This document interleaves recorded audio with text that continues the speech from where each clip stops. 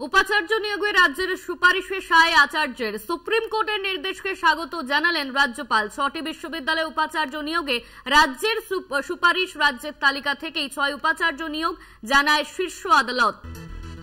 এমনই নির্দেশ শীর্ষ আদালতের। উপাচার্য নিয়োগে রাজ্যের সুপারিশে সায় আচার্যের।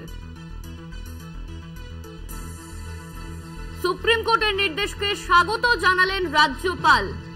সুপ্রিম কোর্টের নির্দেশকে স্বাগত। 6টি বিশ্ববিদ্যালয়ে উপাচার্য নিয়োগে রাজ্যের সুপারিশ। এই নিয়ে আমরা বিস্তারিত জানবো। আমাদের সঙ্গে রয়েছেন আমাদের প্রতিনিধি পল্লব চট্টোপাধ্যায়। উপাচার্য নিয়োগে রাজ্যের সুপারিশে সায় আচার্যের। সুপ্রিম কোর্টের নির্দেশকে স্বাগত জানালেন রাজ্যপাল। ঠিক কি জানা যাচ্ছে এই নিয়ে? আসলে আজকে রাজ্যের করা মামলাটা শুনানিটা ছিল, সেখানে ভারত সরকারের অ্যাটর্নি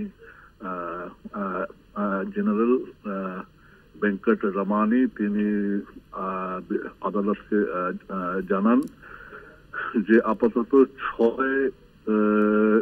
6জন উপাচার্যের যে নাম রাজ্য সরকার সুপারিশটা করেছে, সেই 6জনকে উপাচার্য হিসেবে নিয়োগ করার তার কোনো আপত্তি নেই।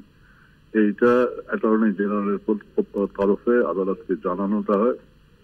তো এই সম্মতি বা আশ্বাসটা জানার পর বিচারপতি সূর্যকান্তের নেতৃত্বাধীন ডিভিশন বেঞ্চ জানিয়ে দেয় যে এই সিদ্ধান্ত মতো, অর্থাৎ তিনি যে 6জনকে নিয়োগ করার পক্ষে আছেন আপাতত, সেই পদক্ষেপটা 1 সপ্তাহের মধ্যে সম্পন্নটা করতে হবে। তবে এখানে বলে রাখা ভালো যে শুধু এই 6টা নয়, প্র্যাকটিক্যালি রাজ্যের আরো অনেক বিশ্ববিদ্যালয়ের উপাচার্য নিয়োগ নিয়ে রাজ্যপাল বনাম রাজ্য সরকারের সংঘাত চলছে। এখনো অন্তত 13টা বিশ্ববিদ্যালয়ের উপাচার্য নিয়োগ নিয়ে দু তরফে টানা পড়ে আছে, ফলে মামলাটা এখনো চলবে। ধন্যবাদ তোমায়। আমাদের সঙ্গে ছিলেন আমাদের প্রতিনিধি পল্লব চট্টোপাধ্যায়।